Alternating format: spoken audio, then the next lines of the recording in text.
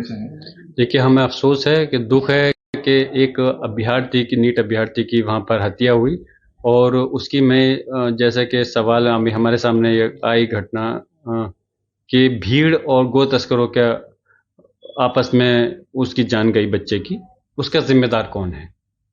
इसकी जांच होनी चाहिए। जो लोग इसके अंदर ज़िम्मेदार हैं, उनके खिलाफ कार्रवाई होनी चाहिए। और मैं ये कहता हूँ कि क्यों इस प्रकार की घटना को अगर कोई काम गलत कर रहा है या उसके शक के आधार पर इस भीड़ तंत्र को कौन अधिकार देता है कि तुम कानून को अपने हाथ में लेकर के सजा दो?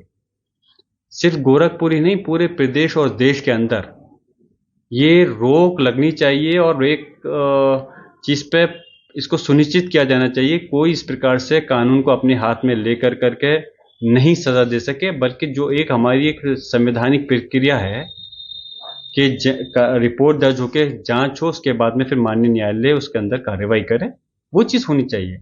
क्यों आप हिंसक होकर करके एक भीड़ तंत्र के नाम पर सजा देने का काम करते हो? आज उसी की एक भेंट हमारा एक नीट अभ्यर्थी हमारा भाई की चढ़ गया। इसलिए कल को ऐसा और किसी के साथ ऐसा हादसा नहीं हो, इसके लिए मैं मांग करता हूं देश की सभी राज्य और केंद्र सरकार से कि इस चीज पर सख्ती से पालन होना चाहिए कि कोई भी कानून के साथ कानून को अपने हाथ में नहीं ले और कोई सजा खुद नहीं दे, बल्कि कानून उस चीज के खिलाफ कार्रवाई करे। कोर्ट ने कुछ चीजों का संशोधन किया, क्या कहेंगे? देखिए, हम उस अधिनियम के जो कानून बना था उसके खिलाफ शुरू से ही थे, क्योंकि वो ज़बरदस्ती सरकार ने जल्दबाजी में ला करके हमारे समाज के ऊपर थोपा गया था वो, और जिससे कि हमारे उसका वो भला नहीं होना था बल्कि नुकसान होना था, और टारगेट कर कर करके उनकी संपत्तियों पर नज़र थी। उस चीज़ के लिए हमने पहले तो प्रयास किया संसद के अंदर कि ऐसा बिल, ऐसा कानून रुकना चाहिए। लेकिन मैं हमारी पार्टी माननीय अखिलेश यादव जी और पूरे विपक्ष ने भरपूर प्रयास किया कि वो कानून पास नहीं हो, बिल पास नहीं हो, लेकिन मजबूरी थी, नंबर उनका ज़्यादा था, वो बिल पास हो गए, कानून की शक्ल ले ली। तो उसके बाद में हमने जगह जगह इस आंदोलन को आगे बढ़ाया, इस देश के अंदर, मुल्क के अंदर जगह जगह हमने सभाएं की और लोगों को अवगत कराया किस तरह से ये बिल हमारे समाज के खिलाफ है और देश के खिलाफ है।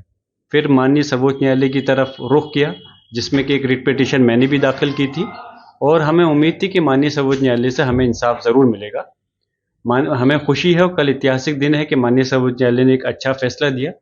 हमें मालूम है कि अभी वो फाइनल ऑर्डर नहीं है, लेकिन फिर भी जो चीज़ें कुछ ऐसी थीं कि जैसे कि जो मजिस्ट्रेट को कलेक्टर को अधिकार देने थे, और या फिर जो 5 साल की एक बाध्यता थी कि मुस्लिम की तभी वफ़ कर सकेंगे, उन चीज़ को माननीय सर्वोच्च न्यायालय ने समझा है कि एक झगड़ा नया शुरू होना था देश के अंदर, या कलेक्टर को अधिकार देकर के लगातार वक्फ संपत्तियों को टारगेट किया जाता। लेकिन हम अभी भी ये लड़ाई ख़त्म नहीं हुई है। माननीय सर्वोच्च न्यायालय के अंदर अभी हम पूरी तरह से यही मांग करेंगे कि इस अधिनियम को पूरी तरह से खारिज किया जाना चाहिए।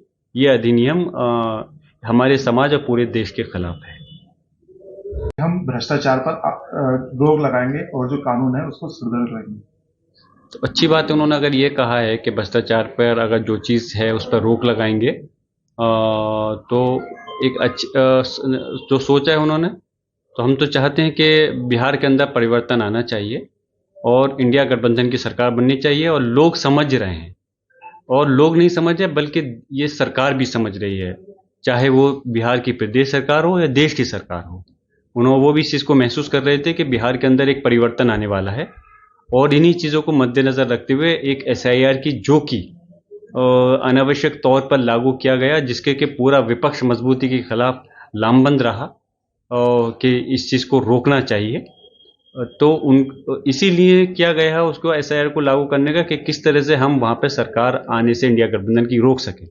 लेकिन ये समझ चाहिए, जब जनता अपना मन बना चुकी है परिवर्तन लाने के लिए बिहार के लिए, तो सरकार कितने भी प्रयास कर लें, वहाँ पर इंडिया गठबंधन की सरकार बनेगी। और माननीय सर्वोच्च न्यायालय ने वहाँ भी हम एक फैसला जो आधार कार्ड को लागू कर करके दिया है, वो भी एक अच्छा फैसला है कि जिससे कि लोगों का जो अधिकार है, और ये अधिकार किसी व्यक्ति विशेष या पार्टी ने नहीं दिया, ये संविधान ने अधिकार दिया है, वोट डालने का अधिकार। उन वोटों को खारिज करने का जो प्रयास किया चल रहा था, अब हमें उम्मीद है उसे काफ़ी हद तक उसके अंदर रोक लगेगी और लोग अपने वोटों को सुरक्षित रख करके वोट डाल सकें। लेकिन जो वोट चोरी और गद्दी छोड़ो का नारा चल रहा है उसको लेकर क्या कहेंगे? देखिए भाई, वोट छोड़ो गद्दी छोड़ो का नारा आया क्यों? हमें अफसोस है ऐसे अल्फाज सांसदों को, विपक्ष को क्यों कहने पड़ रहे हैं।